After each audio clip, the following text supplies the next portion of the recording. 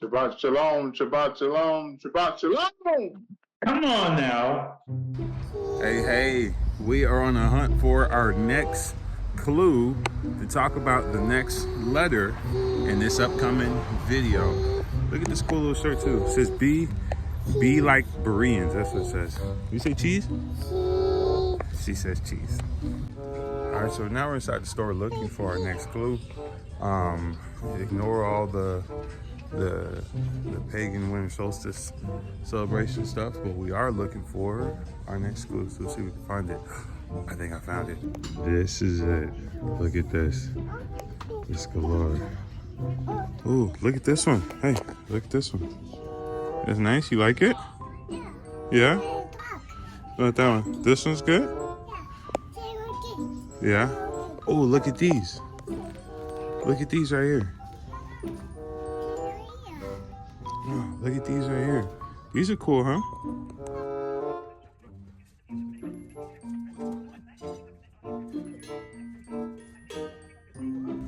Hey, this is a basket, right? This is a basket. Take a look at this. Now, this basket, I think this is a wicker basket, if I'm correct.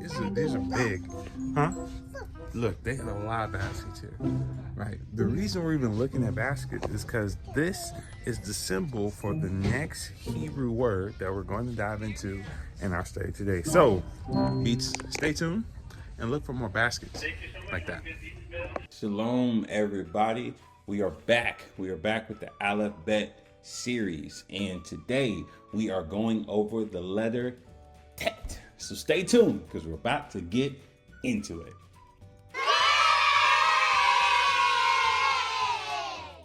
All right. Oh, let's get a little smaller. There we go. All right. Today we are focusing on the Hebrew letter Tet. Now we have the ancient pictograph symbols over here to my right or your right. And we have the modern, if you're reading Hebrew today, we have the modern Hebrew symbols here to the left. Remember, you read Hebrew from right to left, but we flipped it on this right side to make it a little bit easier, so it's in left to right form. But today we're focusing on the Hebrew letter Tet. So let's dive into it and see what this means. All right, so we have the Hebrew letter Tet, and right here we have this picture. It's a circle with an X, and this is a symbol for a basket or a snake, or it could mean to surround. So when Israel was using this letter, they would have used it with one of these particular meanings. Now over here, this is what the letter looks like more commonly right now. This is what, if you were reading Hebrew, this is what the letter looks like. But it's pronounced Tet. It's pronounced Tet. And you can see we have a snake over here, some people surrounded, and then we have this cool little basket right here. Look. I'm in the basket. Sorry. Before we even play this video, because this thing is awesome, take a look. So these baskets right here, this which we're about to, I just thought it'd be great for you to see what a basket would look like close to ancient times, or a traditional way to make a basket. So we have my friend right here. I don't know his name, so I don't feel right giving him one, but we'll call him my friend per se. And he's going to show us how to make a basket similar to the one that he's sitting in right now. He's about to make one just like this. Now, these baskets were very important for ancient Israelites. Remember, Abram, all the ancient Israelites were nomadic people. Nomadic means to move, to be carried. They're nomads, right? So they moved. They were nomads. They moved from place to place, which is really, really important. Now, these baskets were used for storing things and carrying items. They're also used for fishing, and some are meanings, and so these are some of the meanings of Tet, like a basket, a vessel, or a container. It could have been made from mud or clay. But this basket right here that our buddy is making is built of sticks. So let's take a look at this. All right, I had to shrink. Let's take a look at this. Oh, that's a lot of sticks. Ooh, that's impressive. Okay. All right, he's putting them together. I like how he's using his feet to hold them down. He's like smoothing out. He's cutting stuff off. Whoa. Building a basket is no joke. This is a lot of work. Oh my gosh. How long do you think it took him to build this basket?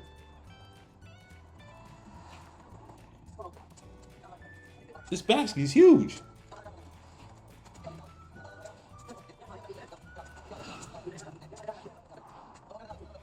Look at this guy go. Look at this guy go. He's building a tent. This basket is perfect. Look at that. Look at this. This basket is awesome. Basket cost me like $100 at Home Goods. Probably more than that. Man, look at that. Awesome basket. He should be proud of it. Look at the whole command he used to build that. So you think of Tet, think of this basket right here. All right. Now, another thing to think about when we think about baskets is, you know, I'm trying to remember, there was somebody in scripture that was rolled down. He was put into a basket to be kept safe and ended up making it out of the river, out of the Nile River to be exact. His name means to be drawn from water. Can you take a guess at who we're talking about?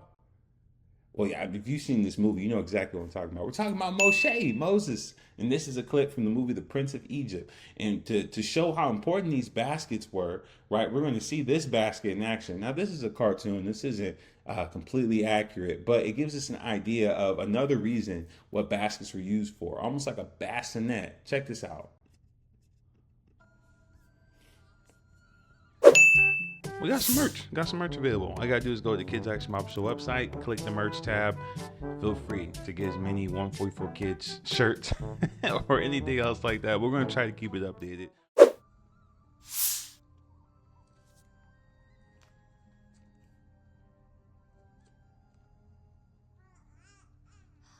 now, my baby, be still now, don't cry. Sleep as your own. There's the basket. There's the Tet. Sleep and remember my love. This is sad. So I'll be with you when you don't. That basket had to also float. This Tet had to float. And this is used to surround Moses. It's interesting. Wow. I'm telling you right now, if I made that basket, it wouldn't have floated. I'm being honest with you. All the papyrus in the basket, the Tet is moving. It's on the move.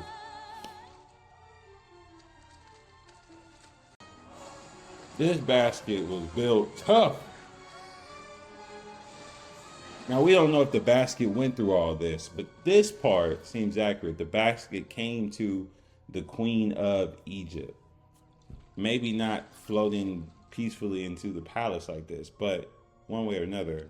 Oh, she left the basket. That's the whole reason we came. We came for the basket.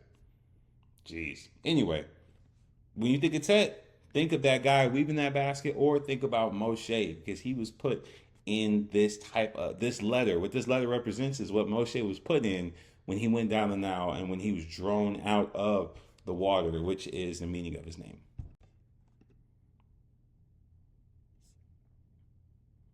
All right, so let's take another look at a different meaning of Tet. I think this is also pretty cool. So we see Tet right here. Tet is in the middle of this word. This word is matah. It means staff, right? And it's made up of these three letters, and the Tet letter is in the middle of it. Now, this is found in the middle of the word staff, right? The word matah, meaning staff, showing this letter is connected with powerful symbols of Yah's power, right?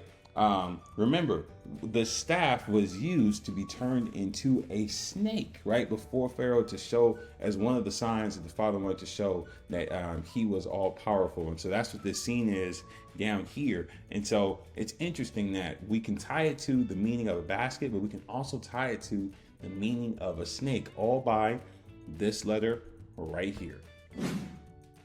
Now, what's also cool is I think about and that scripture, sorry for that staff, is Exodus chapter 4, verse 2. Exodus chapter 4, verse 2.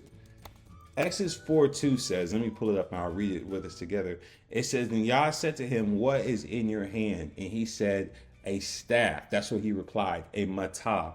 And so this is where it first happened, where the staff was recognized as one of the instruments that Yah wanted to use to for Moshe to go out to speak against Pharaoh. And then that led to this scene down here. But the focus is this letter, this letter, Tet, is in the middle of Matah.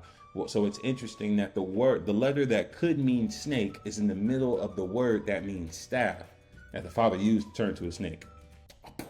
Mind blown. You know what I'm saying? All right, so now let's dive into Psalms chapter 119. We keep coming back to the scripture because David wrote this psalm. It's the longest chapter in the Bible.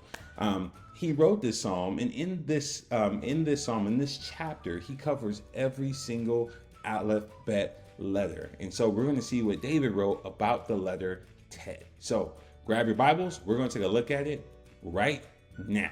It's time to grab your Bible. Alrighty, so this is Psalms chapter 119, verse 65 through 72. So let's read it together. It says, "You have dealt well with your servant, O Yah, according to your word. Teach me good judgment and knowledge, for I believe your commandments. Before I was afflicted when I went astray, but now I keep your word. You are good and do good. Teach me your statutes. The proud have forged a lie against me, but I will keep your precepts with my whole heart. Their heart is as fat as grease, but I delight in your law. It is good for me that I have been afflicted, that I may learn your statutes. The law of your mouth is better to me than thousands of coins in gold and silver." That is so good. That's so good. So let's take a look at some highlights from this section. What are some things that we can pull out, right? So verse 68, he says, "You are good and what you do is good." He put it twice in here. There's an emphasis on it. He says, hey, Father, you are good. He had to remind himself of that, right? I think when I think about the letter Tet and why David's writing this about this letter, I think about like, Father, you surround me with that goodness. You keep me safe like you did Moshe in the basket, right? There it is again, verse 65. "You do good to your servant according to your word, O Yah. Teach me knowledge and good judgment." There it is.